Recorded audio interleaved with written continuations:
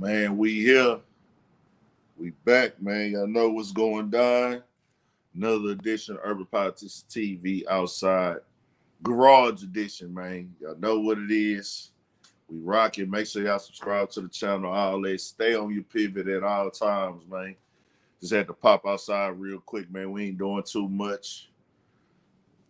I'm rocking with y'all. Y'all know what it is, man. Gonna get to it real quick on Saturday.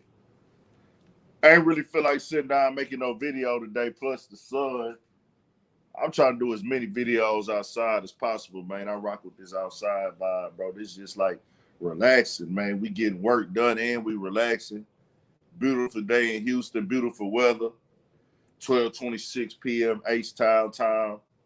That means 10:26 LA time. 1:26 goddamn me New York time. We rocking though, man.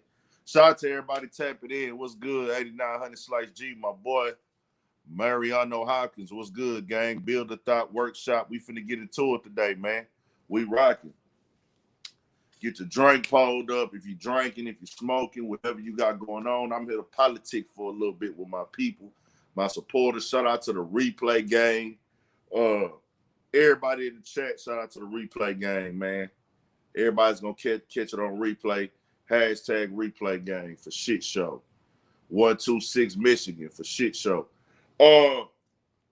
Shout out to everybody who dropped some music. Let's talk about that first. Just shout out to everybody who dropped music.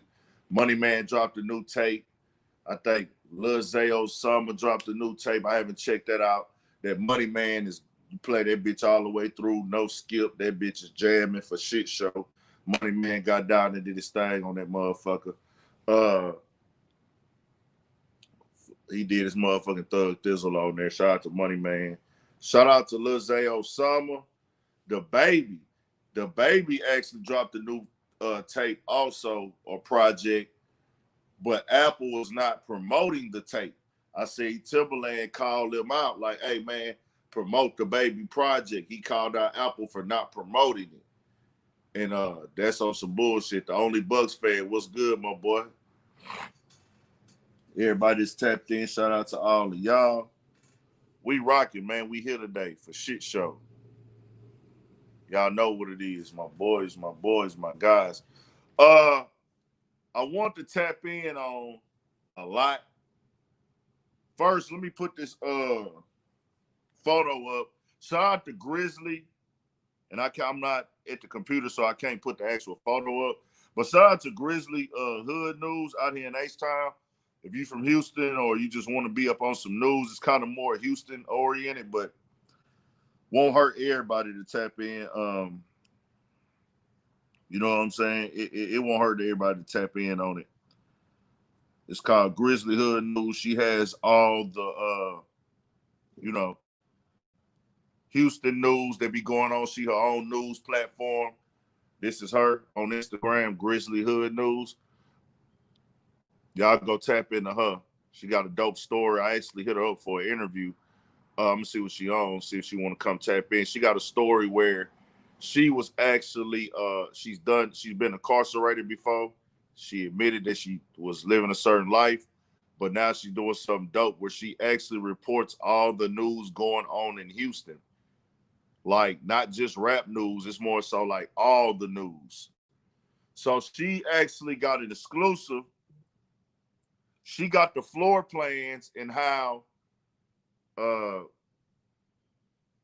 she got the floor plans on how it's Grizzly. I keep saying Grizzly, my bad. It's Grizzly.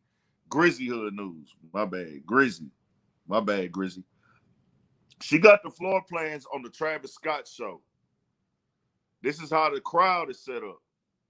So they had barricades in the crowd, and I will be honest, that most definitely, not that that's the reason why the crowd did what it did, but I'm pretty sure it did make it harder. That's not on Travis Scott. That is not on Travis Scott at all.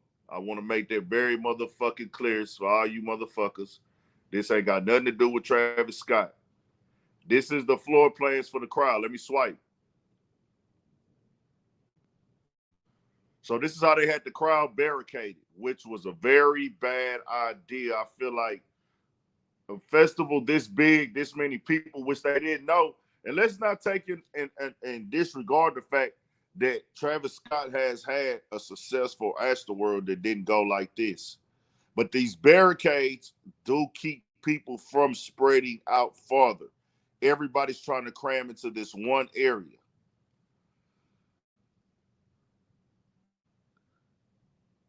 So I'm going to start sending this out to people because this has nothing to do with Travis.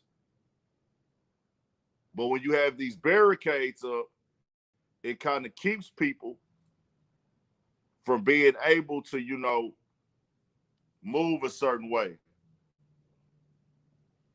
Yeah, they were in front of, so I'm being clear here. I want to be real transparent on what I'm saying. I don't want no confusion on what I'm saying. I'm not saying that it's always condolences to the families, the loved ones. Nobody want to see kids die. None of this stuff. This is the floor plans. This ain't the floor plans. This is how the stage was set up. Not floor plans. I don't want to be incorrect. This is how the crowd was set up. So the fans had to go into this area, and you got out of control people that maybe if they don't have these barricades up, the people aren't as crammed as much. A lot of these shows that I see, they have them in these big fields, these fields that look like they got endless space. Shout out to Alabama checking in, Dallas for shit show. Appreciate everybody coming in. Y'all make sure y'all subscribe to this motherfucker. We dropping shit every day for the people, for myself, for y'all. It's good energy out here today. Good weather, all that. So let me put that up one more time for y'all. I can't put it on here because I'm not on the computer. I'm outside chilling today. Grizzlies Hood News, man. Y'all can go look at this on Instagram, Grizzlies Hood News, where this is how it was barricaded at the show. That's the stage over there. That's the stage. These are the barricades that go around it. For the crowd is gonna be up in here.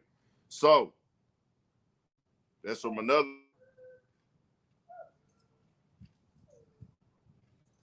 That's another angle.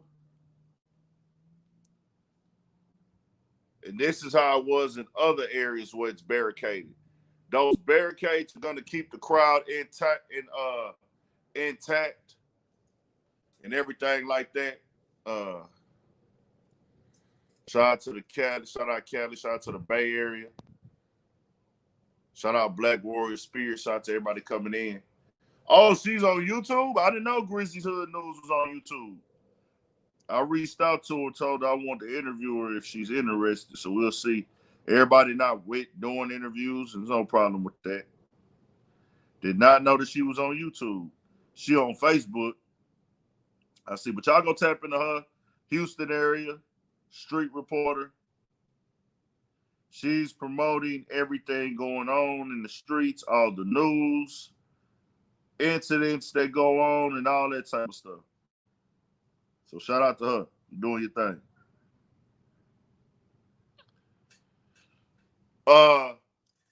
So, like I said, there's people been protesting today outside of Travis' crib.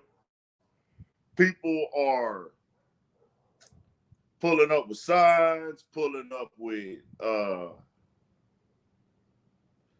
this is getting ridiculous. They blaming Travis. Like I said, this is not Travis' fault.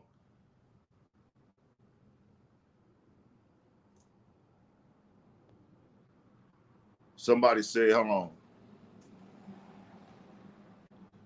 Yo, Ed, I got to say what you said about Travis Scott not being at fault for what happened at the show was wrong. What you mean?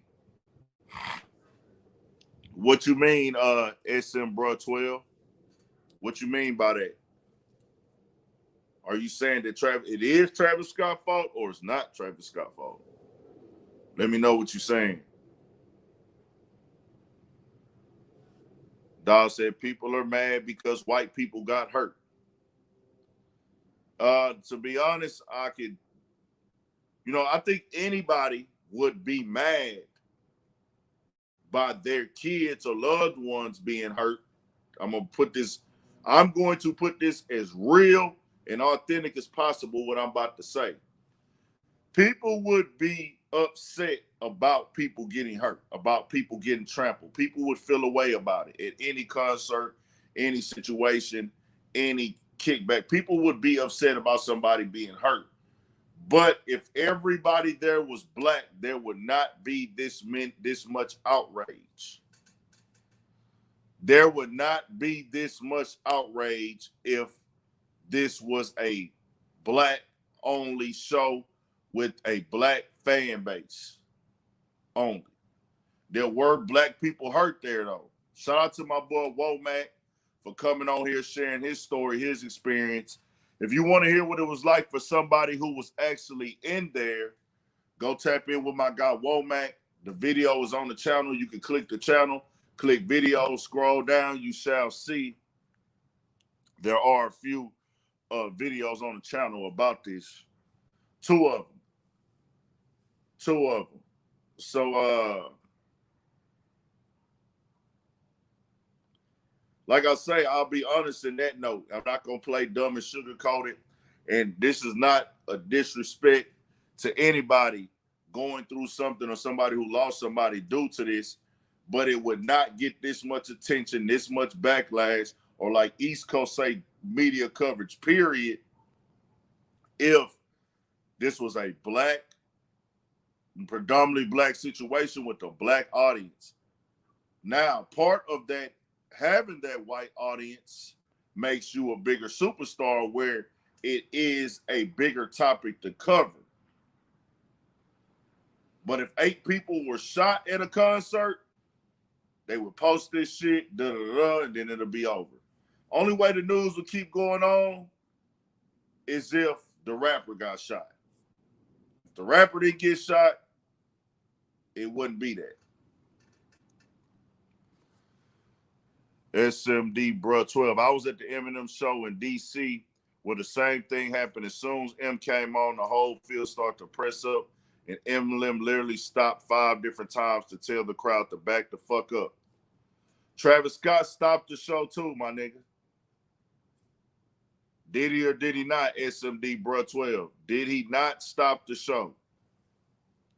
Travis Scott stopped his show on the second song and stopped it multiple times. I'm hearing this from somebody who was there.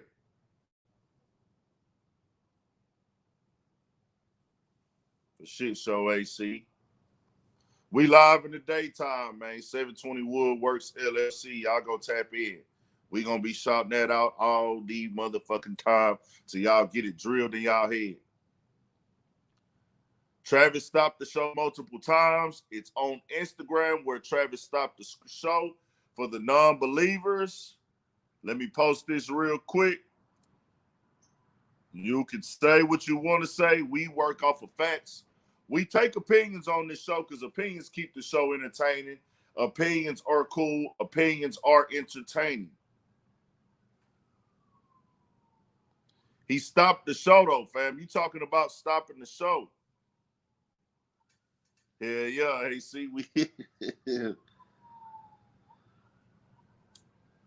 See, it's a lot of people who like to argue shit. And SMD, bro, 12, you're one of those. I guess you one of the people that would go outside of Travis' house with a picket sign like he ain't going through shit, talking about boycott him. But here you go.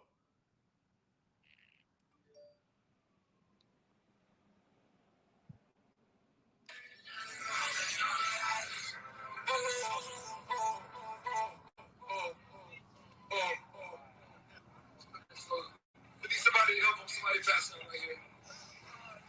Somebody pass out right here. Hold on, don't touch him. Don't touch him. Somebody just back up. Security, somebody help jump in real quick. Somebody jump in. Come on. Let's get it in. Let's get it in. SM Rug, he stopped the show. You said Eminem stopped his show 5 times. So that means he stopped the show and then started back up.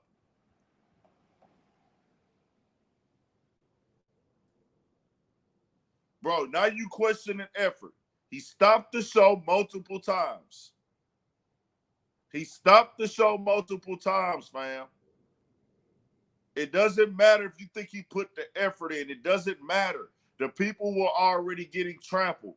People were getting trampled at 4 p.m. I talked to somebody who was there. Y'all are just looking for something to complain.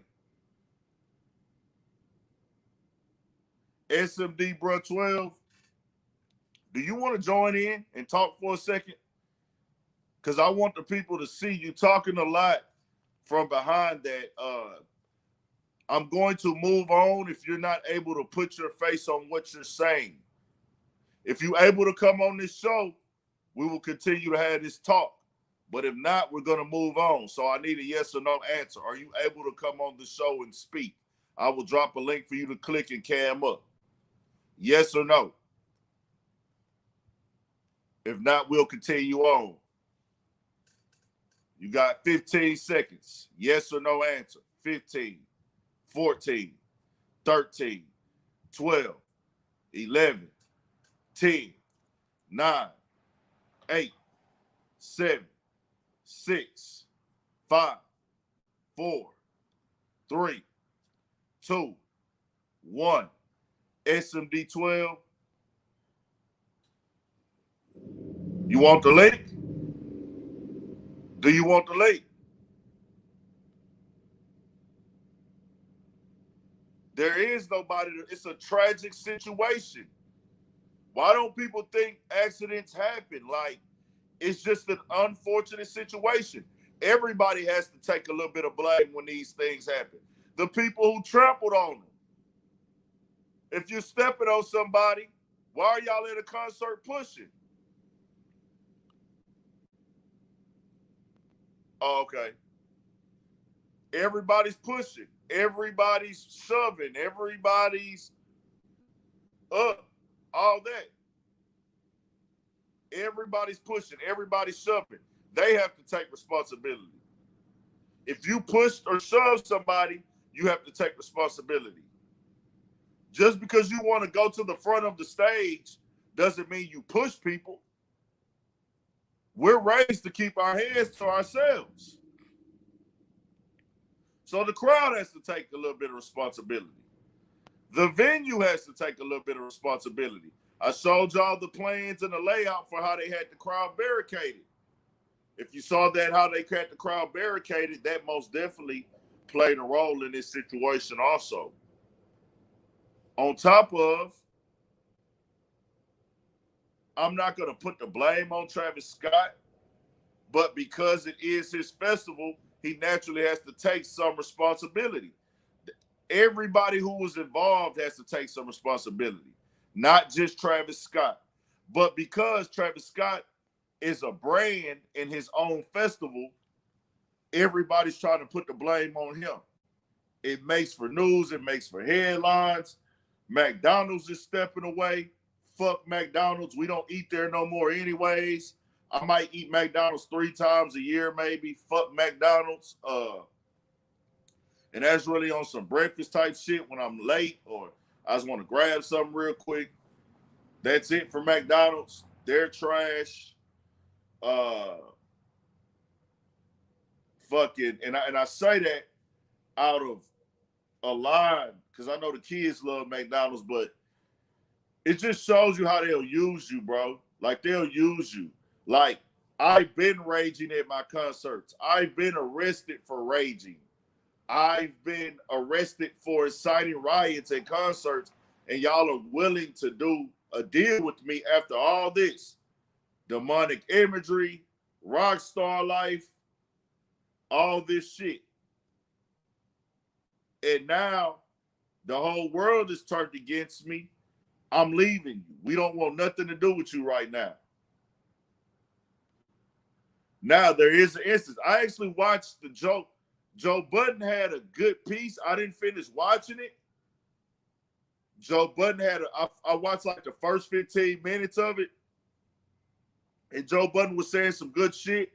Now, Joe Budden could have said something that I didn't agree with later on. But the first part of the Travis Scott clip of the Joe Budden podcast, they were saying, Joe Budden was saying some good shit that he was pointing out. They didn't really know all the details, which none of us really don't, for sure. But I don't know what his ending point was, but he was making some good points. But my thing is this, like, what he said was maybe Travis and them decided that they wasn't going to do some shows, or somebody on there said that.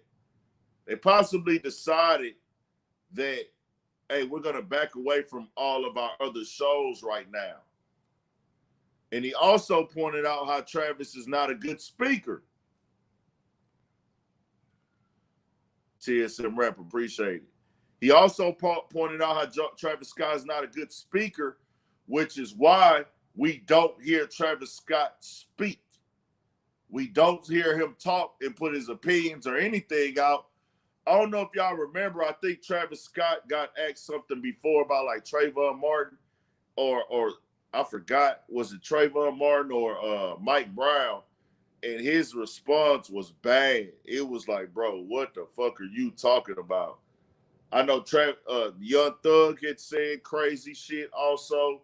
And I think now these artists are wiser and understand now more, especially Travis Scott, that we know y'all are rock stars. We know y'all are great musicians. We know y'all are superstars for our culture, but you still black, fam. They treating you right now. Travis Scott is getting carried and done wrong. Right now, as we speak. Right now, there's people outside of this nigga's house with signs, talking shit.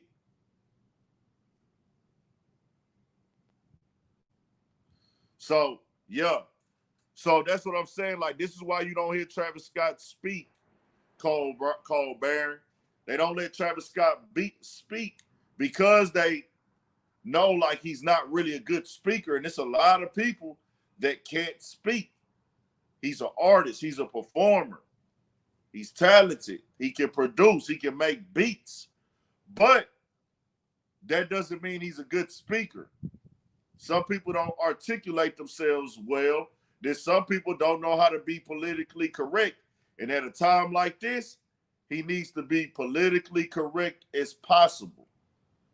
And this is why you don't hear him speak, which is why, you know, they put out that first response that was for the publicist side of it. Like, hey, publicly we have to give a response to this, so I'm gonna do a write-up and we'll put it out.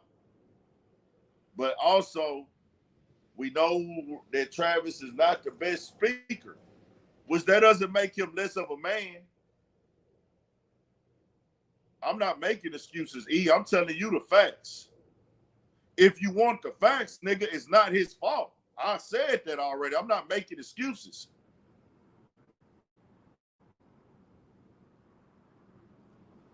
He's not a good speaker, my nigga. He's shown this already. He's not going to say good shit. I showed the video where he clearly stopped the show when he saw somebody hurt. I got an interview with somebody's there who said he heard Travis say, help this guy up. So y'all stop, hold on, get this guy some help. Get him up, get him up, get him up. Womack, on the interviews that's on this channel, actually said he heard Travis say that, but it was for somebody else. Yeah, he continued the show after stopping it, my nigga. He don't even have authorization to stop the show. You're a troll, whatever. So now that Travis Scott had to speak, because they're going to read online, well, damn, you put out this statement. That ain't genuine. You didn't write this. This is a publicist. Travis Scott probably felt like he had to come off and speak, and he's just not a good speaker, bro.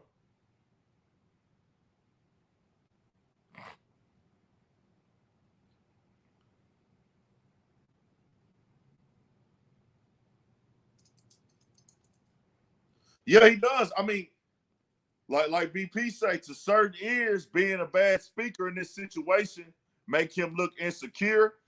It makes some people feel like he doesn't care, that he don't give a fuck, all that other shit. I'm actually defending the culture of hip hop. And if you don't like it, you can really just go ahead and get the fuck on. We don't need you niggas here. All of you niggas that look to counsel our rappers, fuck all of y'all. And if you a rapper and you part of this culture, you jump on that bandwagon, fuck you and everything you stand for. He didn't put a gun in nobody's head. If you don't like that, fuck you, fuck everybody you down with, because I'm tired of people coming in our culture and trying to tell us how to live in our culture and our lifestyle. The difference between our culture of hip hop and these other cultures,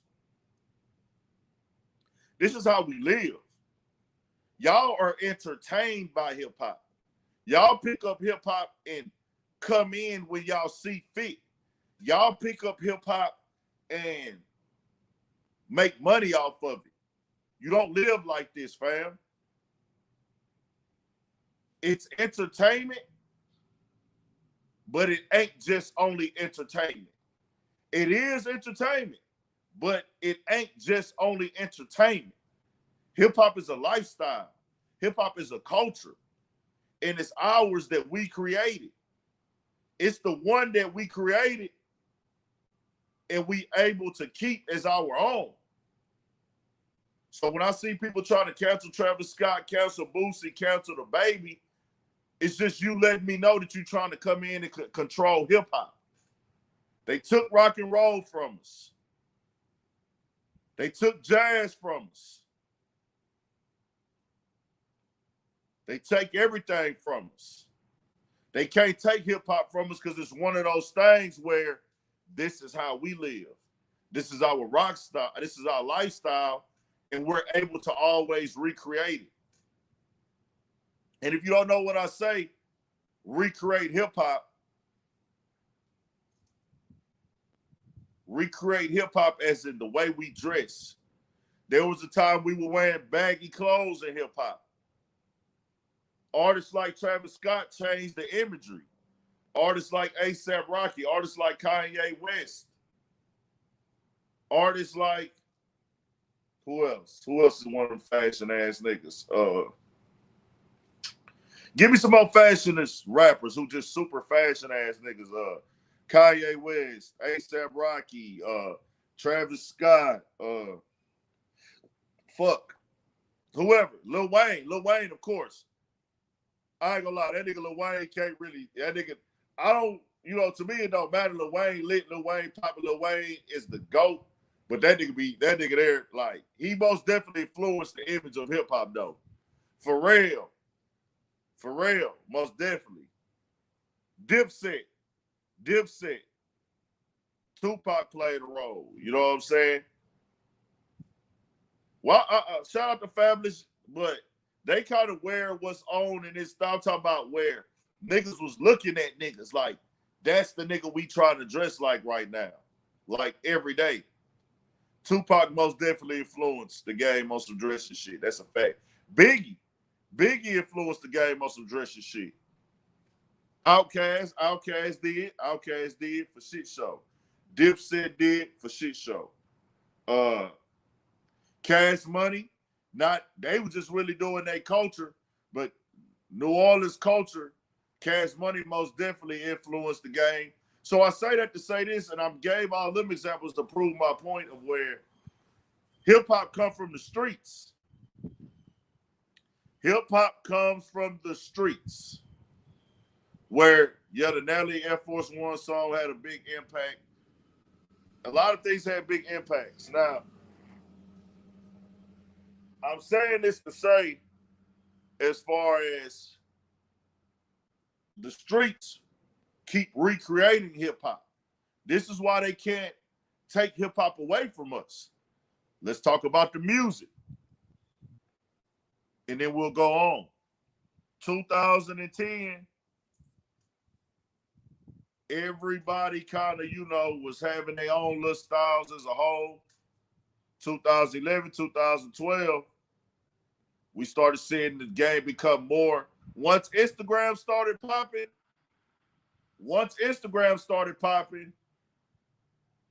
everybody kind of started using everybody lingo. Everybody started using each other images and dressing and culture. Chicago was the wave of starting that, to where everybody started using Chicago culture. The word thought. When thought came out, everybody started calling hoes thoughts. It made it to where everybody was like, okay, da-da-da-da. So that right there was a change in, like, yeah, everybody using that shit now. You know, the word trap did become universal out of Atlanta. Facts. Atlanta, the word trap became universal. But thought became super universal, as in everybody started calling women thoughts. So Chicago is the one. They influenced the game, made it universal. Ops started going universal. Want the smoke. Who wants smoke? Smoke went universal. 30 clips went universal. 30 clips went super universal. You know, they had a lot of lingo go real universal. So I'm using that as a situation where I'm pointing out how we're always changing so much that they can't gain control of hip hop because it ain't really a blueprint. Now, the business side of it, they have a blueprint they try to force into the game for us to have to follow and for us to have to stick to. So with Travis Scott, his era is a new creation. Like right now, the whole rap game is using Detroit style. 2 years ago, the whole rap game wasn't using Detroit style. The whole rap game wasn't fucking with Babyface Ray and Peasy and Icewear Vizzo. They were wondering why everybody was sleeping on them a couple years ago. You know what I'm saying? Now everybody's using everybody's stuff. This is why they can't control hip hop. But they have tried to come in and do artists like Travis, artists like The Baby, artists like Boosie. Like, we're going to cancel you and get you out of here because you did something that we don't agree with. We want to put the blame on you, but in our mind, we really know that this concert is out of your control. Listen to what I'm about to say to all you motherfuckers who talking shit and da-da-da-da. Can you tell me how one person can control? Because I think at this point, we all have to agree and understand there was probably more than 50,000 people at that concert, right? Well, the kid that's going in the coma, I hope he pulls through, man. Prayers out to that family. He was black. From what I saw, he was black. He was black. But everybody got to say so on how we should control and run our culture, how we should dictate music, how playlists should work, who we should and shouldn't support.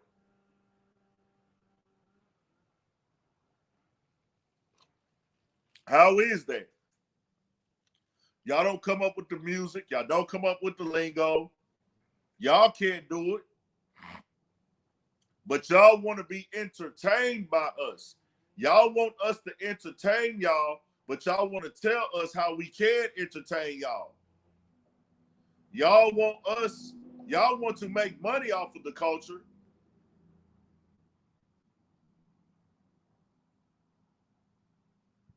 You know what I'm saying? Y'all want us to entertain y'all. Y'all want to make money off of y'all. Y'all want to get money off the game. Y'all want to get money off niggas. Y'all want to be a part of this. But y'all look at it as like, it's entertaining and it's a way that I can make money. I like it, but I don't want to live it. I don't want to live it. I just want to sit down and interview you niggas and get money off of interviewing you niggas. I want to post about you niggas' lives. I want to post about y'all lifestyle. I want to post about what you niggas got going on. I want to post about how you got shot at. And we gonna get in that in a minute. I want to post about how you got jumped and make money off of it. But I don't want to ride for you niggas. If I have to separate myself from you niggas and y'all lifestyle, I will. If I have to disassociate myself with how y'all living, the way y'all act, the way y'all talk to make money, or if they said there's going to be no hip hop today, if they said, this is the thing, and I'm going to go on from here, and we'll talk about Travis some more, then we'll go on from here. If they said today, you can no longer make money off of hip-hop culture. You can no longer make money off of hip-hop culture today. Ain't no money for you niggas.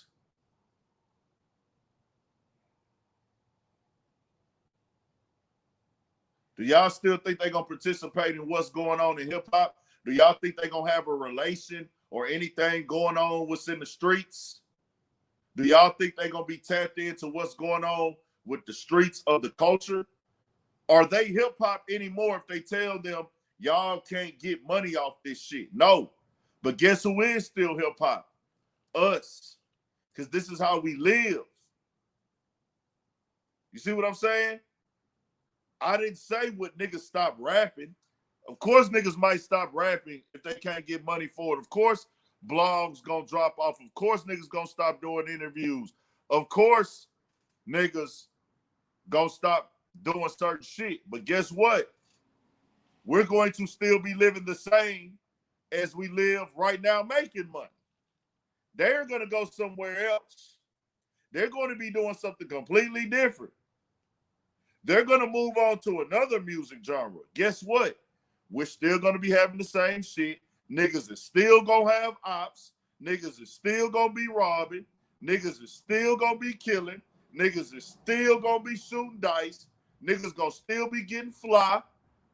Niggas still going to be going to clubs dancing. Niggas still going to be outside freestyling. You want to know why? Because when this shit started, they was doing it for free. Rapping, dancing, freestyling, getting fly. We was doing that for free before it became a business. Rapping, dancing, freestyling, graffiti. Guess what? Before it became rapping, in a rap song, before Snoop, before Dre, before NWA, they were gang banging in LA. Niggas was Crips, niggas was Bloods. When Marvin Gaye was the nigga to listen to. Before this, before niggas made money off of music, niggas was rapping. This how we live. Why are we letting these motherfuckers come in our shit and tell us what we can and can't do? You want to know why? Because we can't come together. If everybody in the union came together and stood together, and said, you know, not even everybody. We just got to have enough. If we just had enough, nigga. If we just had enough niggas. If we had enough niggas, my nigga, everybody ain't got to do it. But if we had enough niggas who had influence and power come together and say, nah, we understand things could have been handled differently, but nah, y'all ain't finna do that shit to Travis, because y'all gonna try to do that to all of us. Y'all see how the baby went through his shit and everybody was quiet. Y'all remember, I made the videos. I was on the live talking where I said, this is the beginning of them trying to come in and have influence and a lot of power in our own shit. That's why I was posting the baby videos. That's why I was posting the baby shows. It was to show niggas like, bro, we gotta stick, but I don't have a following. Nobody cares when you don't have a following. Nobody cares when you got rich. You know what I'm saying? It's a cycle. Everything's a cycle where I said they're going to try to come in and influence their shit way more harder. Influence their opinions way more harder. Influence their voice way more harder on how we live, how we move, how we operate, how we rock, how we do our things, and how we make money, most importantly. They know this is a money game. You don't want to listen to us, nigga? We'll take your money from you. We'll block your shows. We'll force your label to bend and fold with us, which is crazy to me, because I would think the people that own these labels behind the scenes that we don't see, y'all can't reach out to these other groups, but the people that we don't see behind the scenes, and work with them and get an understanding so we can all win.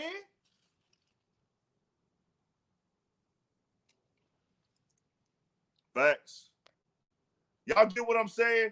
Who's ever the big dogs behind the LGBT or any of these groups, these cancellation groups or whatever, or these cancellation narratives, or these, who's at odds? Like, it's me, because I said all of this shit is ran behind the scenes, bro, by big time people that we will never meet. I don't call it Illuminati. I just call them the key holders, the machines. The machines are the motherfuckers in the back room running shit and calling shots. The narrative creators. The narrative creators. So the narrative creators behind the scenes, do y'all not have a relationship with the narrative creators or the voices behind the scenes in media where y'all can't go and talk to these niggas and be like, hey, fam, we working with this artist right now. Let's try to tone this down. Maybe it's a form of competition where, like, hey, we know y'all making money off this artist. We do media.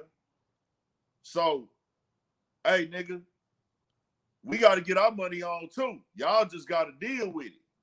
Or is it an understanding where, like, man, tear this artist down right now because we get money off of it anyways.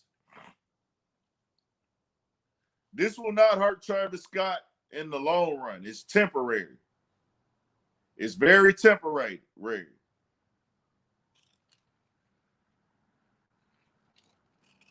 Travis Scott will bounce back. Travis Scott will bounce back. Travis Scott will prevail. It's temporary, just like we thought the baby wouldn't be able to bounce back. The baby still got fans. There are gay people, homosexual people who are still fans of the baby. It is what it is. No matter how you slice the pie, Travis Scott will be all right. I'll put the flow playing. I brought that Travis Scott shit up today to really just show that I felt like they made a mistake with how they laid the crowd out, but it's still not Travis Scott's fault.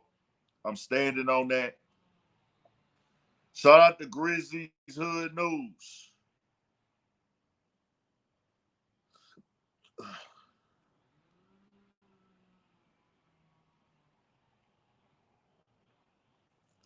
Grizzlies Hood News. Y'all follow her on Instagram. This is what the crowd barricades look like at the Travis Scott show. I think that is not a great idea to have it barricaded, but they probably didn't anticipate that many people to be there. But people in pushing and shoving in this barricade situation does cause a problem. That will cause a problem.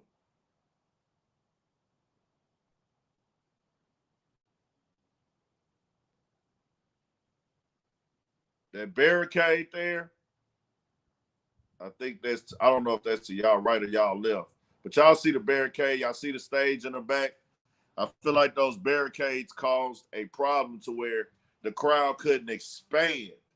Travis can't control the crowd because the crowd can't expand.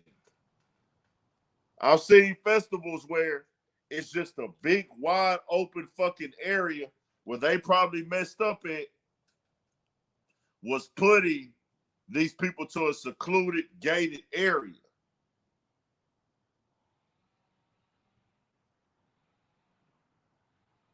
And they probably did it like that, to be honest, to try to keep people from being. It was like, we gonna have it broke down in sections.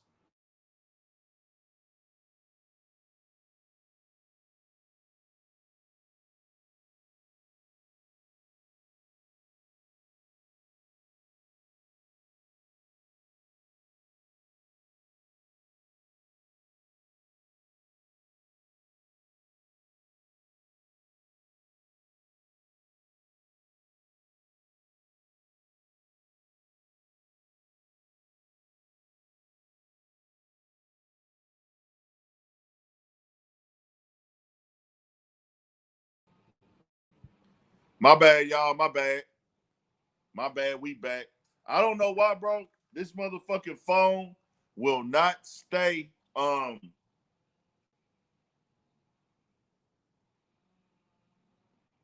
He's always done that, bro. That's not. I'm not saying he should have told people to do that. That's the type of crowd that he has, fam. Travis has a rager crowd. That's to keep the people entertained. That's to keep the people with high energy.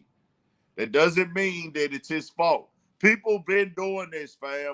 Travis been performing for 7, 8 years, dog. We ain't never seen 8 people die. Y'all act like this is Travis' first show. Travis probably got 300 goddamn concerts under his damn belt. Travis been rapping and performing really at a high level since 2015, bro. They was gonna break in anyways, bro. So in between these rails, there's areas to walk. They probably could have spaced these areas to walk out further and kept more security in that to make sure people didn't go into that. And guided everything. But I'll tell y'all what, from now on, at these concerts, they're gonna probably have everything way more regulated. I don't know. I'm not speaking facts. I'm giving opinions on this breakdown, this situation of how it was barricaded in the crowd. So they have a bunch of different areas blocked off. Then they got the stage. So I'm looking at it like they probably was like, so this area right here is gonna hold so many, and this is keep it from being one big motherfucking like congested thing. You know what I'm saying?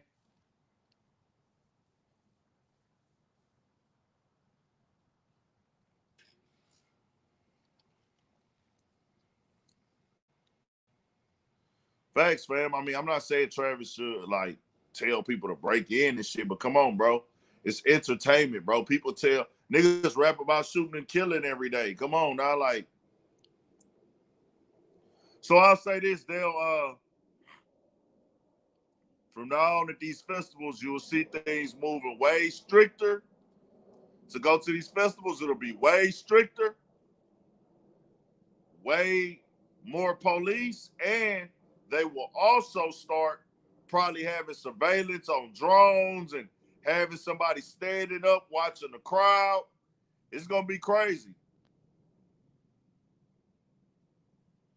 People pass out at these festivals all the time. People is always passing out. People on drugs, people doing alcohol, people ain't eating, people jumping up and down. People are always passing out at festivals and concerts and shit, bro. That's just a part of this shit. So on Foolio, let me move forward. Foolio um was shot at earlier this week. He went to Instagram about it. Said he got shot at 100 times. Said he got grazed in his leg. He showed he had a cut on his leg. Bam. I wouldn't suggest that. Foolio is young. I've met Foolio before. Whatever he got going on in the streets is what he got going on in the streets or whatever. Has nothing to do with me. Really none of my business. I'm only going to speak on what's on the news and in the media. From my time meeting Foolio, he was a cool guy. Foolio was a cool guy, man. Cool dude. Shout out to Foolio. You know, as far as me meeting him, he's a cool nigga. Working hard in the studio, busting his ass. I see why he's in the position that he's in as far as his work ethic side of it. Music side, he's very talented. Does the beef rap too, but he does have talent. Not gonna deny that. I don't like the wording that's going around in the media. I'm not trying to attack this and make it comes off sometimes like I'm this holy art thou and I've got it all figured out. I don't. I fuck up too. I make mistakes too. People can look at my content just like you look at anybody else's content and say, I don't like how he worded that. That's a clickbait title. Oh, this nigga's disrespectful. He's clickbaiting. I don't like how he titled this. I don't like how this video came out, or he's talking too much. Why are you speaking on certain shit? So in Foolio's case, he came out with that story, with that video showing that he had been shot at. Said, man, these niggas shot at me 100 times. How they miss a whole 100 shots? The news went to the scene and reported that Foolio was only shot at, and let me not say only, Foolio was shot, there were 20 shell casings. There were 20 shell casings. So the lady reported the news that the police were able to find 20 shell cases in this area. The blogs took that, and blogs follow blogs. Every blog, all these blogs most of the time follow each other news. I get most of my news from blogs, but I speak on it differently and I report on it differently. They put out there Foolio was only shot at 20 times. The news confirms that Foolio was only shot at 20 times and not 100. Like they're saying he's lying or he's clout chasing it. Everybody's I'm seeing niggas in the comments saying, man, these rappers be lying. They all lying. They all lying. Bro, if you get shot at 20 times, it's going to feel like 100.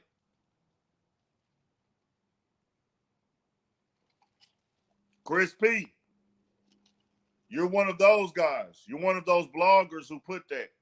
You're one of the fans in the comments who don't understand. If somebody shoots at you 20 times, you gonna say, my nigga, these niggas just emptied the whole clip on me, nigga. It was like 50 shots, nigga. It's a very traumatic experience. Your blood is rushing. You were shocked. Do y'all see? This is the thing. If you've never been shot at or been in a shootout, you don't understand. You don't know what it's like to have somebody shoot at you. You don't know what it's like. Whether you put some on it, put anything on it, people are saying he was only shot at 20 times. There is no such thing that feels like only 20 shots. Paul, you're one of them. It's okay. Oh, Paul, you're one of them too. That's still lying. Fam, what I'm saying is the news is being reported Foolio was only shot at 20 times. What the fuck is I was only shot at 20 times? Where are you niggas from?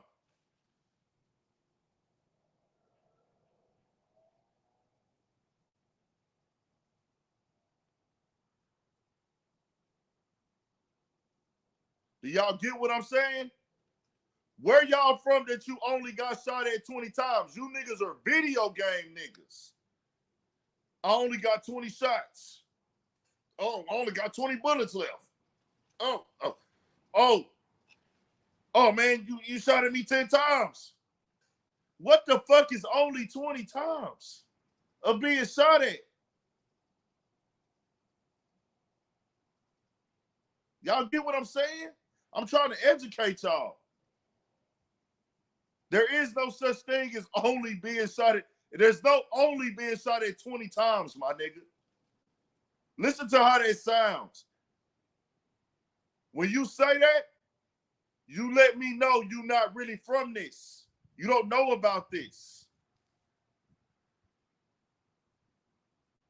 We have become desensitized to niggas being shot at. We have become desensitized to niggas being killed. We have become desensitized to niggas dying, getting beat up. Niggas, these young niggas got switches on their guns, bro. That's why it sounds like 100 shots. Niggas shoot at you 20 times with a switch or whatever. It's gonna feel like 100 shots. Nigga come through with any type of chopper. Nigga come through with a Draco. He shoots 20. It's gonna sound like 100. It's gonna be hot. The whole area is gonna be smoking. Your blood is gonna rush. They don't tell you about that part. You gotta go through that to know.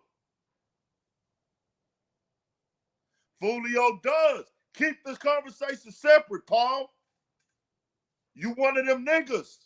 I fuck with you because you watching me, but you one of them niggas. I didn't say anything about agreeing with what Foolio does. We're talking about the news report. If we want to talk about Foolio laughing at people and dissing the dead, that's a different conversation. I don't agree with dissing the dead. Like, that's why I said earlier, whatever street shit he got going on, that's on him. That's between them. Keep this conversation here. Don't go nowhere else. This is a big part why I'm single. Because bitches got a problem with that. Not you, females. That talk in the circle shit is a pet peeve for me. And every woman I deal with, they do that. And it's one of those things where you're just trying to combat the conversation. I don't agree with niggas dissing the dead. I'm not with that. I'm from the old school, fam.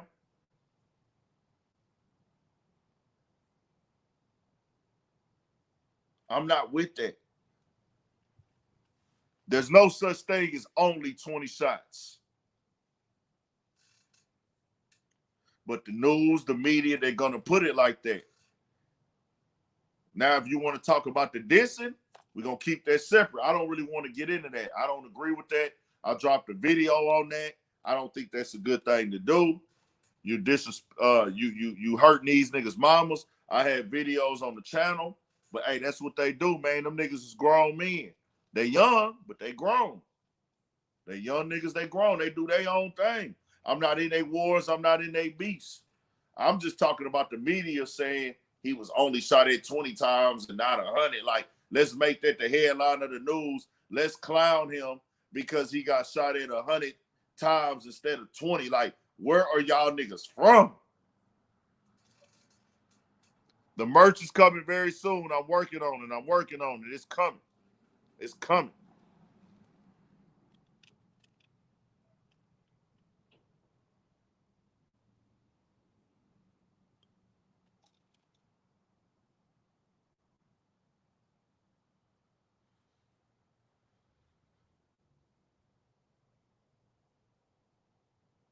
Yeah, they trying to make him seem like he a lame. I'm seeing niggas that's in the comments laughing and trolling and joking in the media.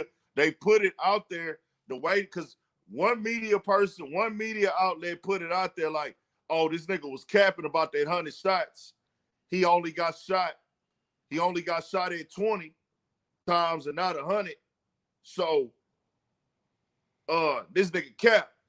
This a cap ass nigga. And I'm like, only 20.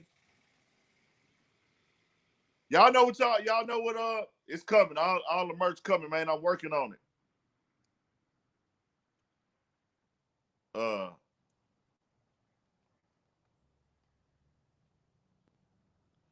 I want y'all to bear with me on the merch. A lot of people ask about the merch. Y'all gonna see it when it come. I'm gonna announce it in the video on the live. I'm gonna put the link in the descriptions for the merch.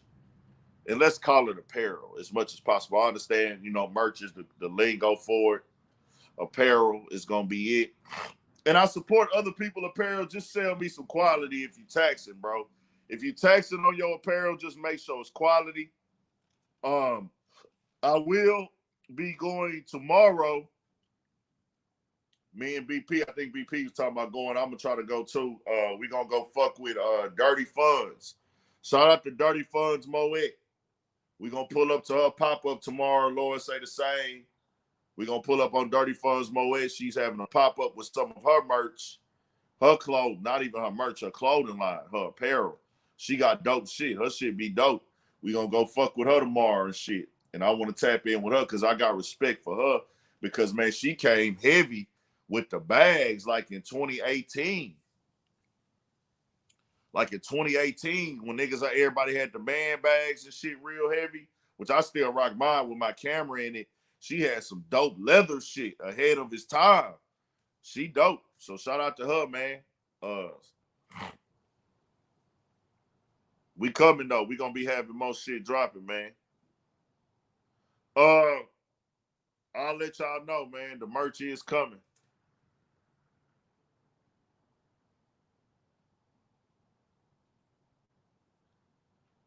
Corey Nelson said, I'm from Jacksonville. Foolio then got trying to clout chasing before. Wouldn't be surprised if he staged it, but when did become callous to violence? Well, like I'm saying, they have the narrative isn't did he get shot at or not. Maybe some people are questioning, did he actually get shot at? I'm talking about the headline saying that he was only shot at 20. They laughing at it like, nigga, you only got shot at 20 times. The news didn't say that though. The news just pointed out that he got shot at 20 times, and then they took that and was like, oh, nigga, you ain't get shot at 20 times. You got shot at, you ain't get shot at 100 times. You got shot at 20. So some people were even trying to say he gave a statement. They said he gave a statement. And I'm like, if he went to the hospital, you have to say something. That doesn't mean he told on nobody. That doesn't mean he snitched on nobody. But we do know that Foolio has been shot multiple times. I really, really know he's been shot at before. I really, really know that he's been shot. Really, really know that he's been shot before on some shit that didn't have nothing to do with me. But yeah, that's a whole nother story. That's a whole nother story. So I know what's going on. I know that it's not, we hear the songs. All that street shit is between them. I have no side in that. Didn't grow up out there, not a part of that. I'm not a part of none of that.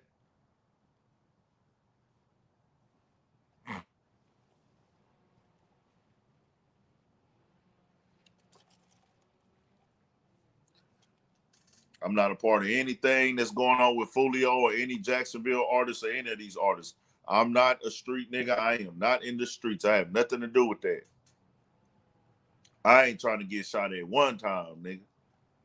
I seen somebody shot right in front of me before, nigga, and I was way younger, so it didn't really fuck me up like that.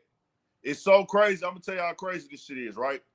I just seen fights, drive-bys, everything. I seen my first drive-by in my pop's neighborhood. I was in elementary, and it was Mexican gangs. Two Mexican gangs got into it, and they had a shootout. And the Mexicans was going at each other. And they spun the block, shot their highs up, shit like that. Saw it, right there, hands on. It was crazy as fuck.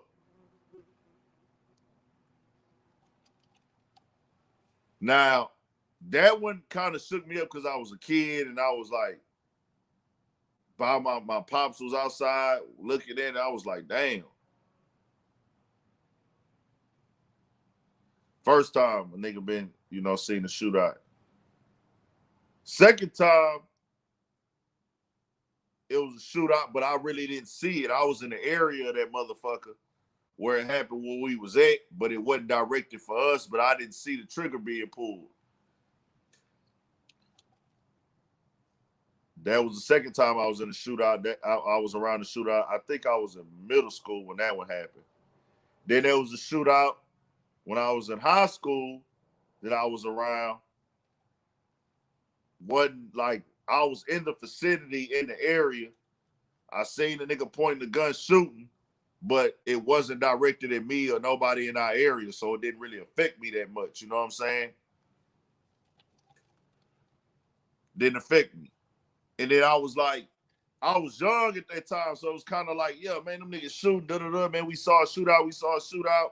That shit don't really fuck with you when you young like that. It's like you still thinking everything cool. Niggas going to parties and gang members having fights at parties. You thinking this shit all fun and games at that time. You trying to be the cool nigga too. You damn near want to find a way to put yourself into the shit too, damn near at times. You like, man, fuck these niggas over there. These niggas fighting. You damn near want to try to get you some stripes or just act like it don't faze you. So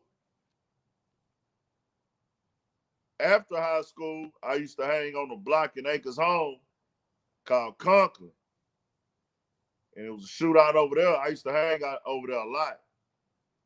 We used to chill out there all day, all night. We used to be on the block. Like, this was real shit. I was like 19 years old. Nigga used to stand outside all day, believe it or not. Believe it or not, I stood outside every day with niggas. Sometime it'll be 2 niggas out there. Sometime it'll be 3. Sometime it'll be 40. Sometime it'll be 50. Sometime we'll be in the yard. Sometime we'll be in the house. Sometime we'll be up in the park across the street. Like 2006, 2007. No, maybe it was like 08.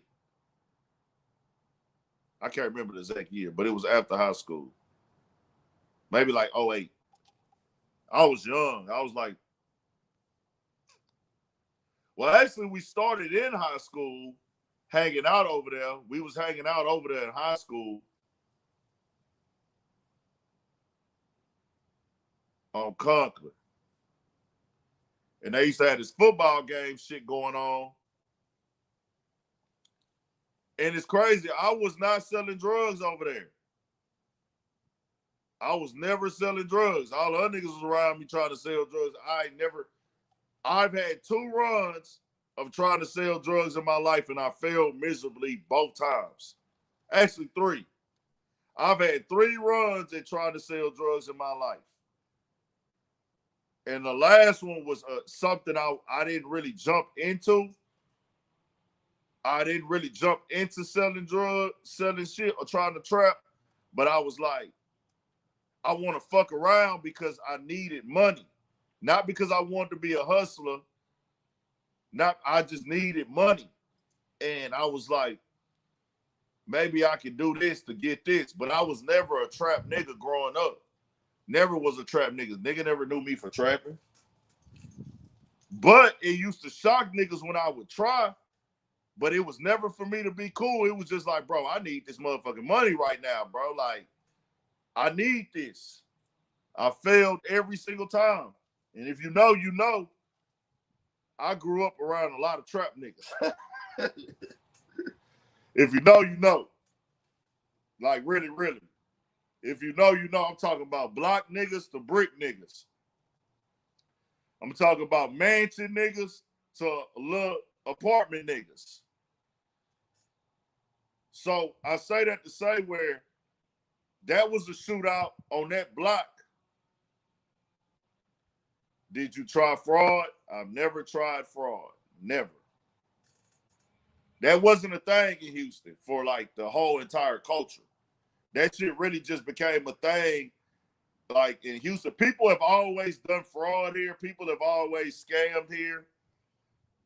A lot of people have done fraud here. A lot of people have scammed, but it's never been like mainstream in our culture out here. Like, there was a point in time where niggas used to like shame niggas who did fraud. And I'm gonna tell you how crazy it is. I used to hang with a nigga who did fraud every day in 2000. It's like a nigga I went to middle school with. We not cool no more. That nigga was a fraud nigga back in 05, 06. We was young niggas. That nigga was busting. Like, that nigga was running it up off that shit, bro. Like, really, we real live young niggas. That nigga was in the mall every day.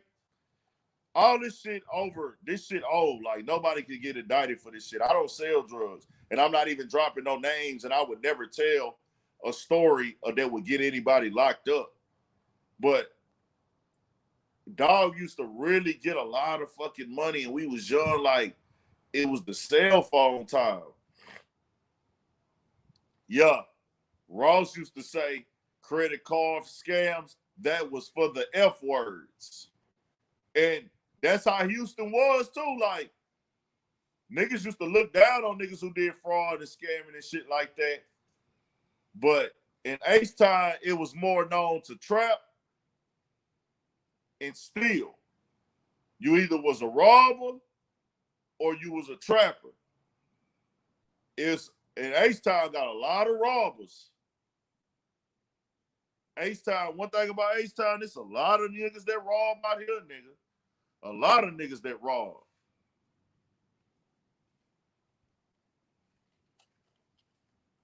A lot. So, understand that shit wasn't a thing out here, so I never really tried to do fraud. You know what I'm saying? I never tried to do fraud.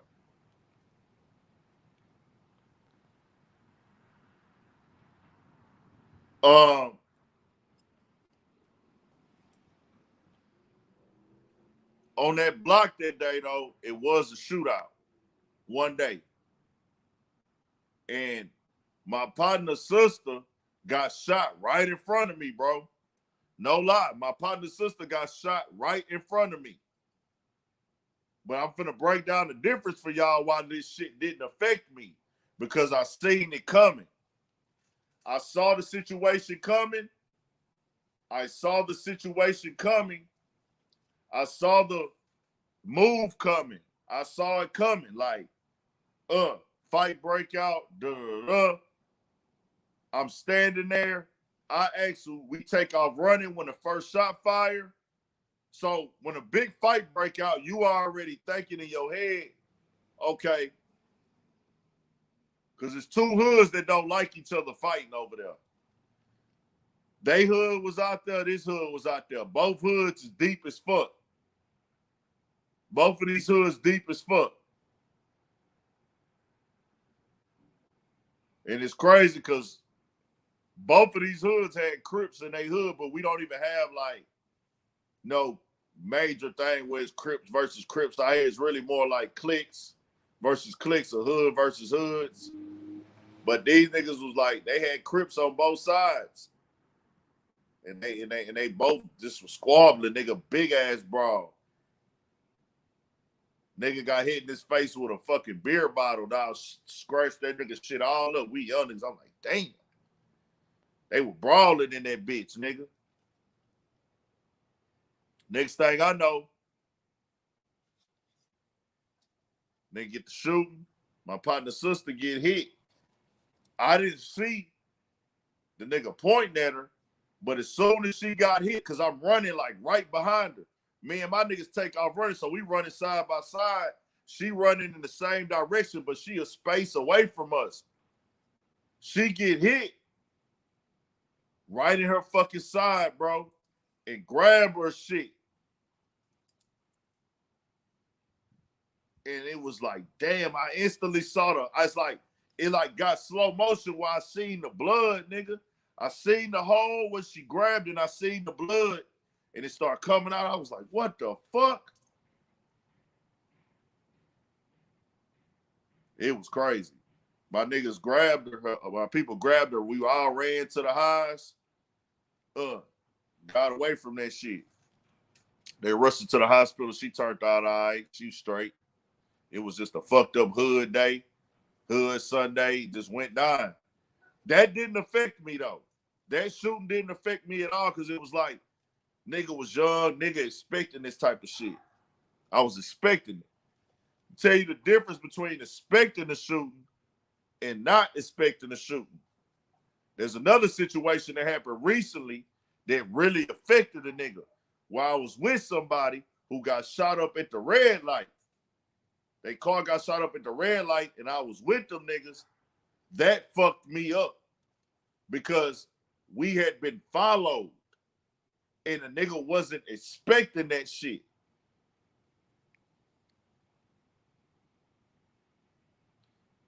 It's a big difference where you kind of see a fight break out, your adrenaline already rushing, then you hear shots.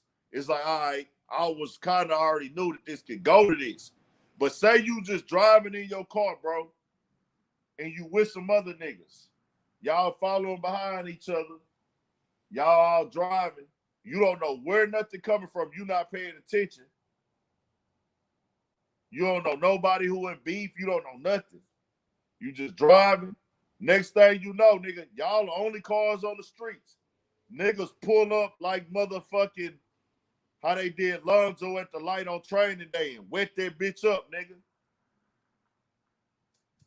That's a whole different type of situation. That is like, that's when your adrenaline is like, ugh.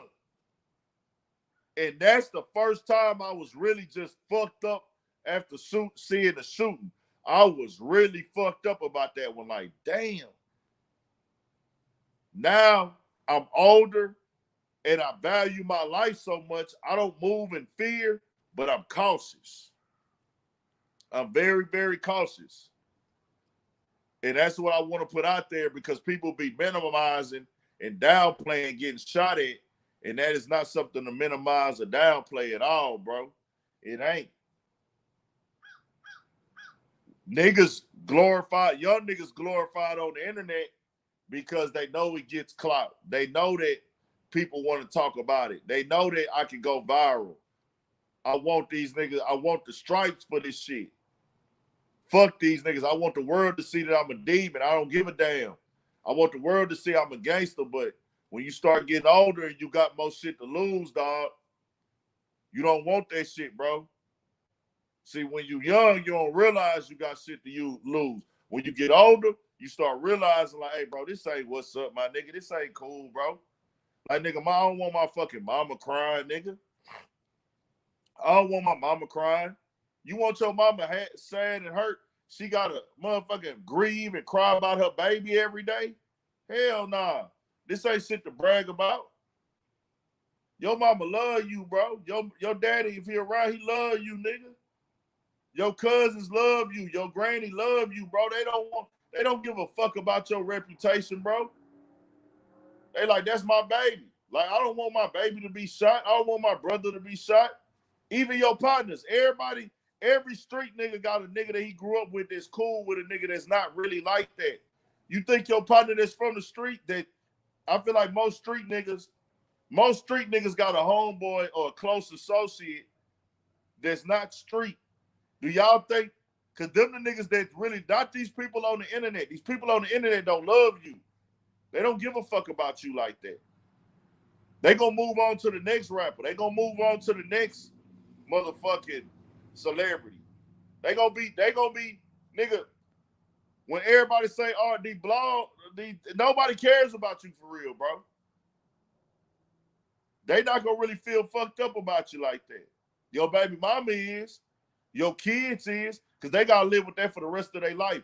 The other people gotta live with that shit for and nowadays, the way time move and work for an hour, if that. They gonna grieve for you for a minute, if that. They'll post RIP and all this other shit. That don't mean shit, bro, because they gonna still post them ops dissing you. They gonna post them ops dissing you 5 minutes after they say RIP to you.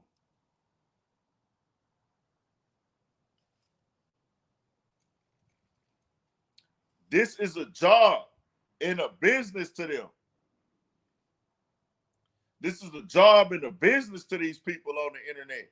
So the clout you trying to get, the repost y'all trying to get, just think about that, bro.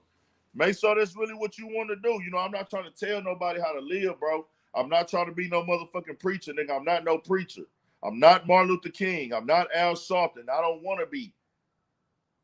I am flawed. I like to have sex. I like to eat pussy. I like to get drunk. I like to get high. I like to turn up. I have an ego problem at times. I get an attitude at times. I'm telling you my flaws so you can know. Am I always right? No, I'm wrong a lot of the times. I have a little bit of a temper side of me where I get a rage that comes out. I'm a very passionate person about certain things. I'm an emotional nigga at times. When I feel that you purposely saw Big Ant and you said, I want to disrespect him as a man, I take that personal and I lose my temper, and I'm working on that. And that's coming from a nigga that's not a gangster. I'm not a gangster. I'm not a shooter. I'm not a killer. I'm not a fighter. I'm none of that shit. I'm none of that. I'm not a gangster. I'm not a killer. I'm not a shooter. I'm not a fighter. But I will when a nigga crosses the line with me because I get enraged because I have a problem where I care. And that's what I'm working on with myself. Where I care when I know a nigga is trying to disrespect me. Because I feel like you think I'm less of a man. Once I can get past that, I'm going to be great. I'm still working. That's why I tell y'all every day, bro, get out here and don't worry about these people's opinions, man. Don't worry about what niggas gonna say about you. Don't worry about what your ex-girlfriend got to say.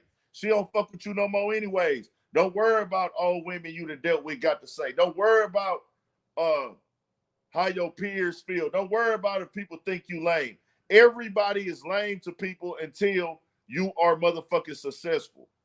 And then guess what? Even if you really are lame, the world is so crazy, they will still fuck with you if you're successful. So why not go be successful? Why not go try? Why not try to invent your own business?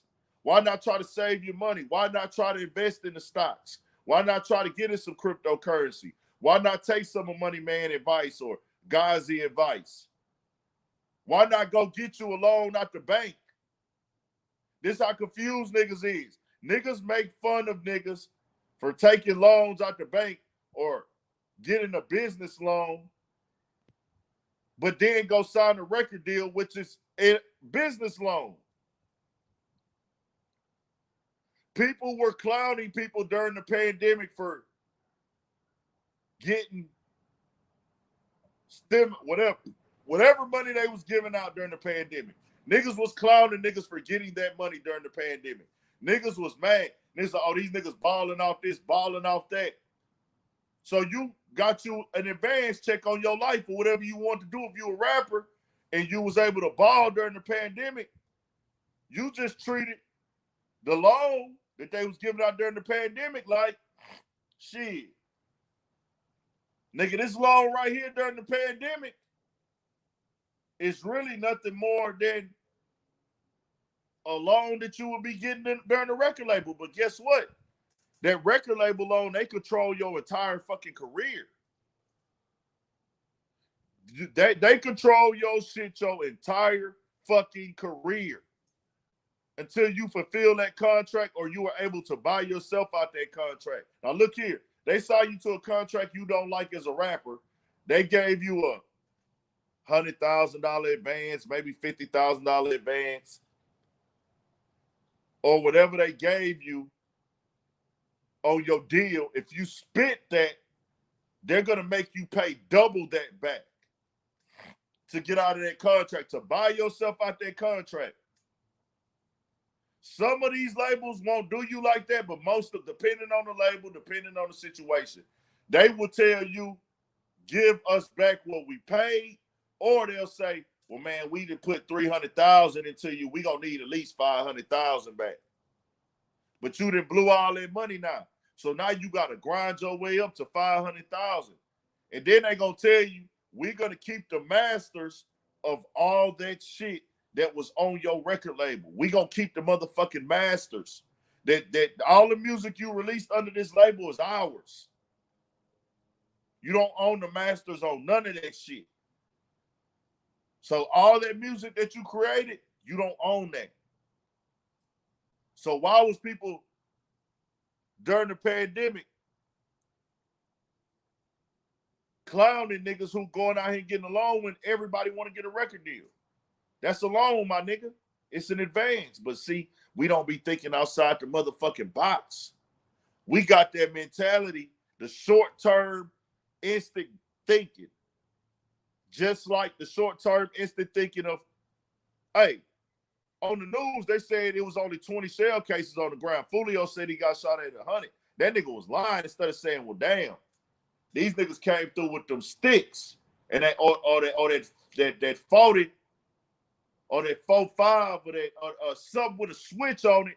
That bitch got the hollering and yelling. That bitch get the yelling, nigga. It sound like 100 shots, nigga. Or if you've been in the shootout, you know, nigga shoot at you 20 times is gonna feel like he tried to take your motherfucking life, nigga. That's that short-term thinking like, oh, they signed for $10 million on a podcast deal, but man, after they bust it down, that's $5 million a piece. Taxes down to 2.5. Then after production and all these fees, they only really got $1 million. That's that short-term, ignorant, bullshit, dumbass, think you know everything thinking. Instead of thinking, these niggas get $1 million to sit down and talk twice a week. I wouldn't give a fuck if it was 200,000. 5% of America is only 5% of America is making 200,000 a year. That means it's 95% of Americans are not making $200,000 a year.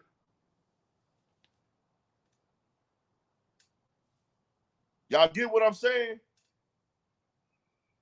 Elevate your mind. Think outside the box. Don't be a short-term thinker. Get all the facts. Get all the information. Don't try to put on for these people on the internet. You got to promote your business. You got to promote your brand. But don't let the internet dictate who you is, bro. There's a lot of people on the internet who are not getting paid who have followings. They haven't figured it out. They have a following, people attracted to their look. I do what I do a lot. A lot of work that I do is for free, but at the end of the day, I'm still getting paid to talk in a certain sense. I do get something. And on top of it, it ain't even about getting paid to talk right now. Of course, I would love to get 2 million views a video, 3 million views. Of course, I would love to have millions of subscribers and getting these big ass checks to buy mansions and cars and all this other shit. Who wouldn't want that? Of course I want that, but I'm not tripping right now. That shit is gonna come. I'm building. We building right now. We ain't tripping on the grind. You got to put the footwork in, man. A lot of niggas think you just jump out there and skip to the top. You know what I'm saying? So that's that. Lil TJay was jumped in London. Why? I don't know. It got put out. Lil TJay got jumped in London. The video was online.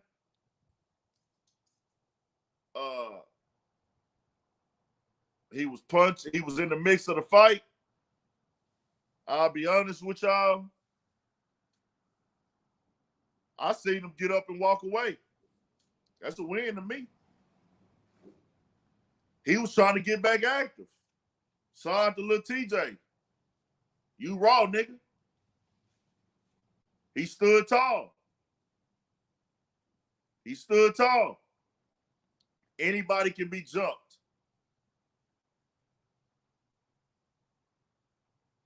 Anybody can be jumped. Anybody can lose a fight. I had somebody who's my age tell me that somebody wasn't a real nigga because they got shot. Like, bro, are you serious? Getting shot, real niggas get jumped. Real niggas lose fights. Real niggas get robbed. Real niggas get killed. Real niggas get beat up. There are real niggas who can't fight. Just because a nigga can't fight don't mean you are not a real nigga. In this case, I don't give a fuck how good you fight. If niggas is jumping you, you got jumped. There's nothing you can do about that. Why was he jumped? I don't know. What happened? I don't know. Was it justified? Did he do something to them? I don't know. I know he had that situation out there in what you call it, where they tried to jump him, or they tried to run up on him. I want to say that was that nigga Top 5. Top 5 was trying to fuck with him when he was in Canada and shit. And it's like, bro, it'd be sometime like, and I'm not trying to say this is what happened with Lil TJay, but I've seen this happen before where like people be going overseas or going to different territories or different areas, and they just be in that bitch just trying to test niggas gangster, bro. They be really trying to test niggas gangster. They be trying to like just do that shit. And that's the thing with our culture, bro, where like, why do niggas be so gung-ho on trying to test a rapper gangster? It's crazy. Niggas go to niggas shows and concerts. You spending time out your day to go try to travel and follow and rob and punch and steal from or whatever a nigga that you don't even know. Like you don't even know this man. Has he even done anything personally to you? Has he robbed you? Has he killed you? Has he shot your mama? It's like, bro, I've seen it where these fans have no connection to the artist or nothing, but they just like, I want to test this nigga. I want to test this nigga just cause. That shit is insanely crazy to me, bro. But our culture, you know, and then they talk about it's the music that you put out there. True. That type of music does create the energy. That's undeniable. But still, just because I put some, if it ain't directed towards you directly, we don't have a personal issue.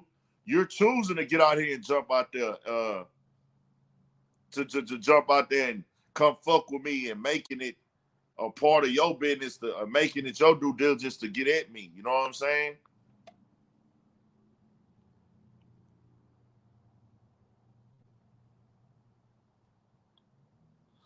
Just understand that, bro. It ain't that big, you know, situation to me like that with that type of shit. So shout out to Lil TJay.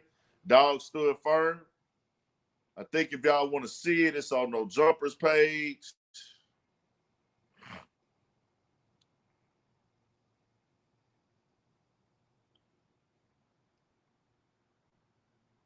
I think there was No Jumper page. I saw this shit on.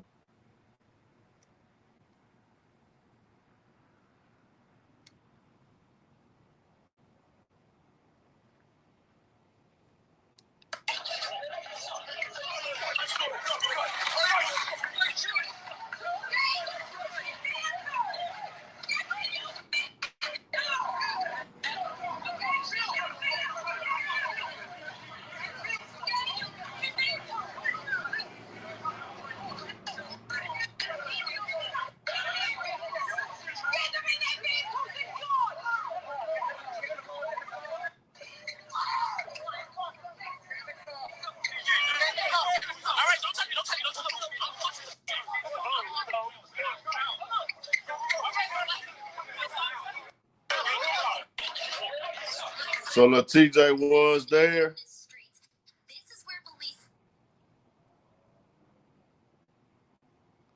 It's like, how you got, I'm gonna read some of these comments.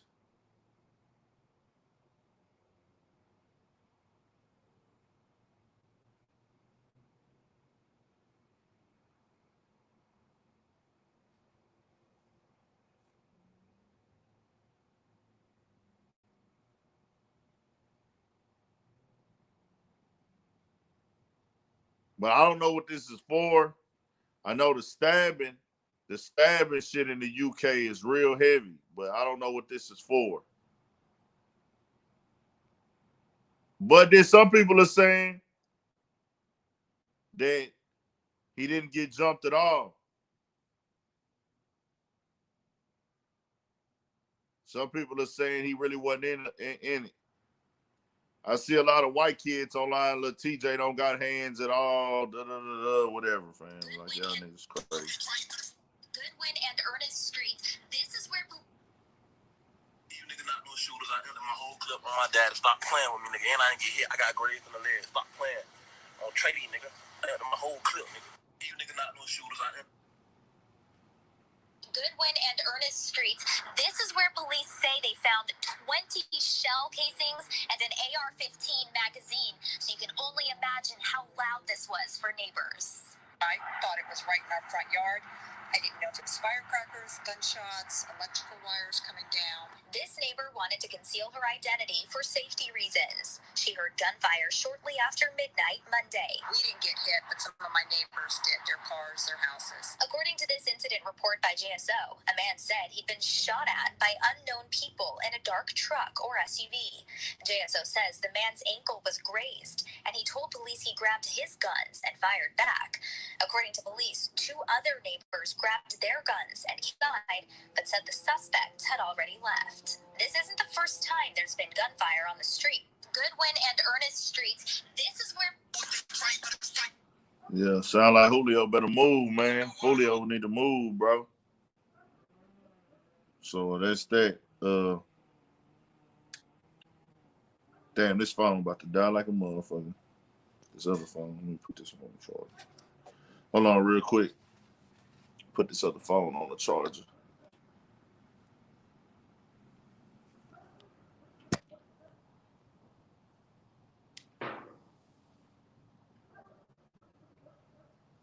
That nigga, why y'all talking about Ebro?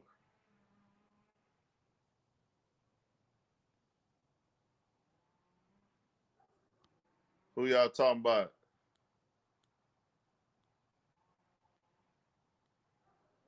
Ebro is from Berkeley, I thought. Ebro from Berkeley.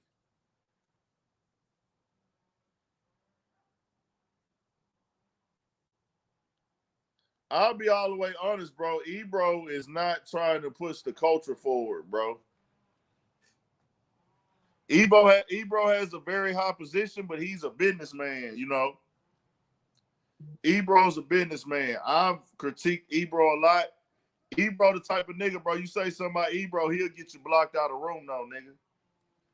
You say something about Ebro, but I just got to keep it real, bro. Like, he be on some bullshit at times, bro.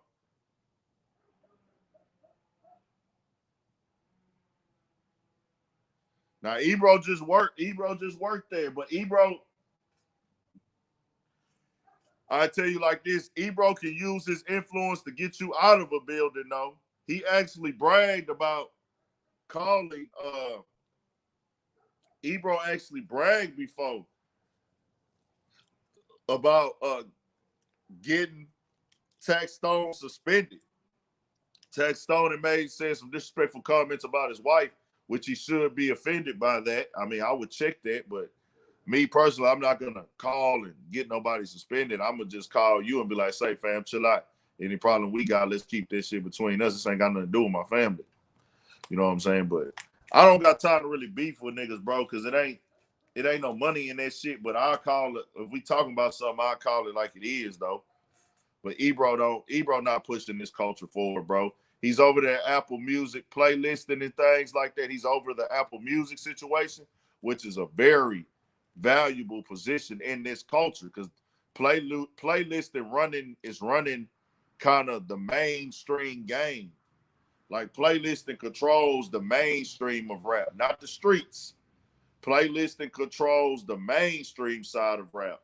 And when it comes to the mainstream side, you're going to always, because the mainstream is where the most money going to be at. So it does control rap if you want to talk about it in that sense, because it's going to cover the mainstream side of rap. But at the same time, that is going to be labeled in business and advertising situated. That playlisting is all about money, bro. That playlisting is all about paper. Who running the paper? Who's speaking that?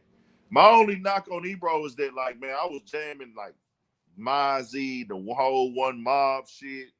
I was like, damn, man, if I had an influence in the game, I'm gonna be once I see a nigga from a buzz with a buzz from my region, bro, I'm bringing that nigga up. That's why I salute Sway, man. Sway be fucking with niggas.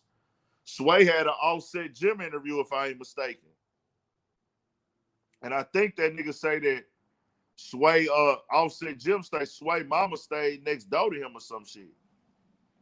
Like Sway tapped in. Sway, I think, brought Mozzie up, 50 Rich up, Jay Stalin. Like Sway would bring niggas from their region and put them on that platform. And I was just like, bro, can't nobody call you biased. Even if they do, so fucking what?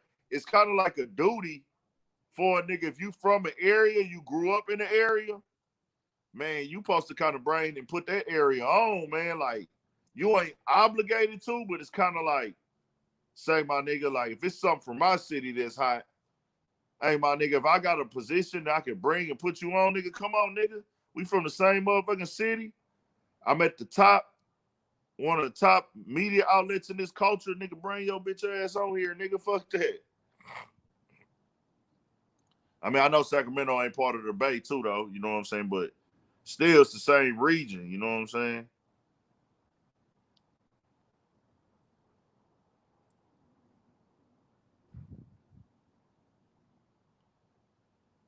We rocking though. What else I had? Stay on here for about 20 more minutes, man. Auhmed Aubrey. Did y'all see the situation where he was in court and actually said, hey, no more black pastors? Did y'all see that court did y'all see that lawyer say that in court? How could you even feel comfortable saying no more black pastors? No more black pastors, bro. That nigga really said that.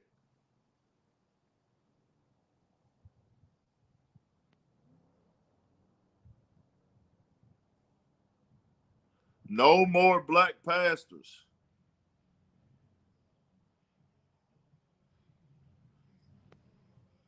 He was in court and said that.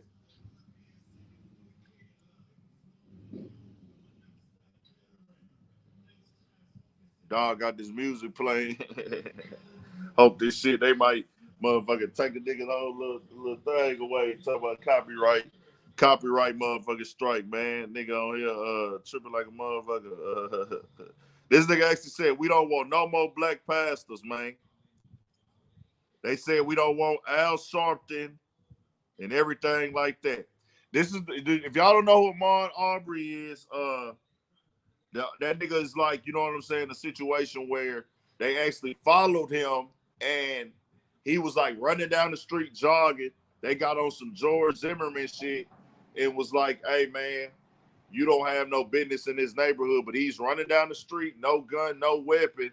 They actually shoot and kill this man, bro, in broad daylight. You know what I'm saying? That nigga said, we don't want no more black pastors, bro. I cannot believe that shit. In the court, bro, he was comfortable going in court and saying that. No more black pastors, bro. Here you go right here. My understanding while I was cross-examining investigator Lowry yesterday is that the Right Reverend Al Sharpton managed to find his way into the back of the courtroom. I'm guessing he was somehow there at the invitation of the victim's family in this case. And I have nothing personally against Mr. Sharpton. My concern is that it's one thing for the family to be present. It's another thing to ask for the lawyers to be present. But if we're going to start a precedent, starting yesterday, we're going to bring high-profile members of the African-American community into the courtroom to sit with the family during the trial in the presence of the jury. I believe that's intimidating, and it's an attempt to pressure, could be consciously or unconsciously, an attempt to pressure or influence the jury. Obviously, there's only so many pastors they can have. And if their pastor's Al Sharpton right now, that's fine. And that's it. We don't want any more black pastors coming in here. Or other Jesse Jackson, whoever was in here earlier this week, sitting with the victim's family, trying to influence the jury in this case. But I think the court can understand my concern about. Well, y'all hear this? No more black pastors. Ties to this case, other than political interests. We want to keep politics out of this case.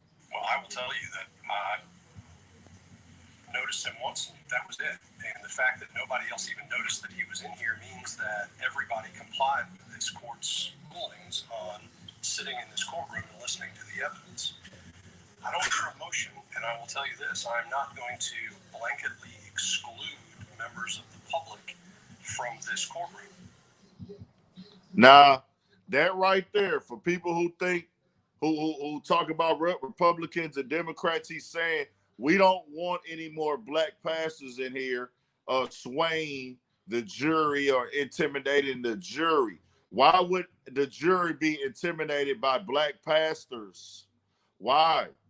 And that's what I'm telling y'all. They have nothing to do with this case. This is a situation where he knows that, hey, man, they crossed the line on some racist shit. Why in the fuck? Like, I have to do everything in my power.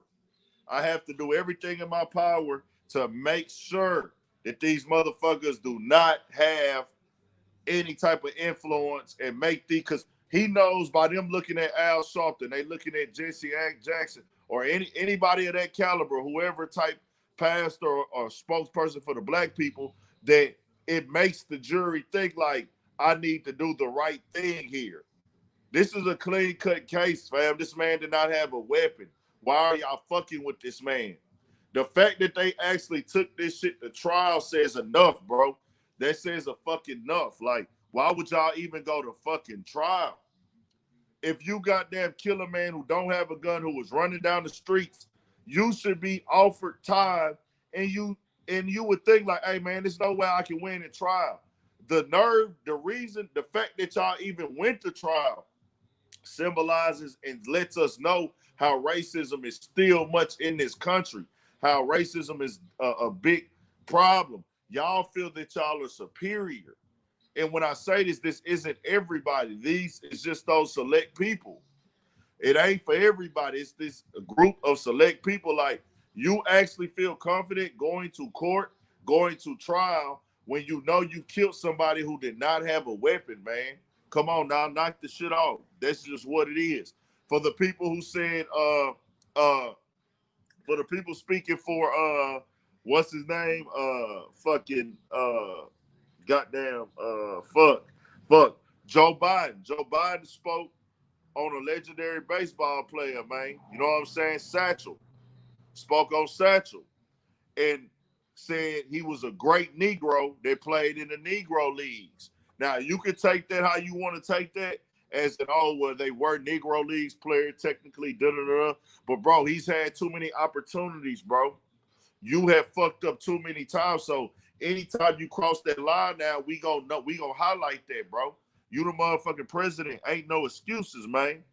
Ain't no excuses for that shit. Like, nigga, you crossed the motherfucking line, nigga. You know what I'm saying? This shit is ridiculous, bro. I'm on that. I'm on that type of time with it. Like, nah, fool, we not finna do that. We not finna do that. We gonna do anything but that. You not about to, Negro leagues, nigga. He actually made it to the MLB, so why don't you just call him baseball player? Why don't you just say, hey, man, why you just can't announce him as one of the best, African-American baseball players to play the game? Won the game and pitched at 47 years old. Why you had to address, he was a Negro League player. You know what I'm saying? The great Negro. Like, come on, my nigga. That nigga Biden came, you got to understand, Biden came up as in the era of being a racist. That's why I told y'all niggas why I don't vote. This is why I'm against voting. This is why I'm against saying I'm a Republican or a motherfucking Democrat, nigga. Niggas telling me, it's about their ideologies. What the fuck do ideologies got to do with me and how I'm living in the world? Ain't shit changed from none of these presidents, bro. If anything, shit done got worse, nigga. All this bullshit going on in the world now. We got kids getting killed without guns, nigga. We got heavy drug problems, nigga. We just went through a pandemic. This was the time of this era where the country showed that we got our Americans back. We gonna make sure y'all straight. They didn't help anybody really. People had to make moves and jug and do what they had to do to get their money, but it wasn't like, hey, we got y'all covered. We gonna take the debt, no rent, no bills, no lights, no nothing for a whole year. We gonna just keep money in the pockets. Nah, nigga, y'all gotta go figure this shit out. And then they was like, hey, y'all need to get off unemployment. Y'all need to get back to work. Da da da. Now I say that to say this. Now, true, you gotta have some workers that had the economy going. But guess what, bro? Get everybody not affected by that. But y'all was so focused on how many people that could survive. Like, oh, it's too many people. We feel like it's too many people manipulating the system as opposed to who really need the system. What about the people who really need it? Y'all gonna make the people really suffer? See what I'm saying? And what about this bread? It's like, come on, my nigga, like that's the shit that I want to put out there. This country don't give a fuck about you. You're nothing but a name and a number, bro. That's it. You a statistic for these motherfuckers, bro. You were the security guard, right? What do you mean the security guard? Who was the security guard? I never been a security guard. What is you talking about? I never had a security job. Never had a security guard job. Never, never, never. So that's that. We all right, though. We gonna bounce back, man. We gonna work this shit out. We figuring it out. Like I say, man, I want to end it with this.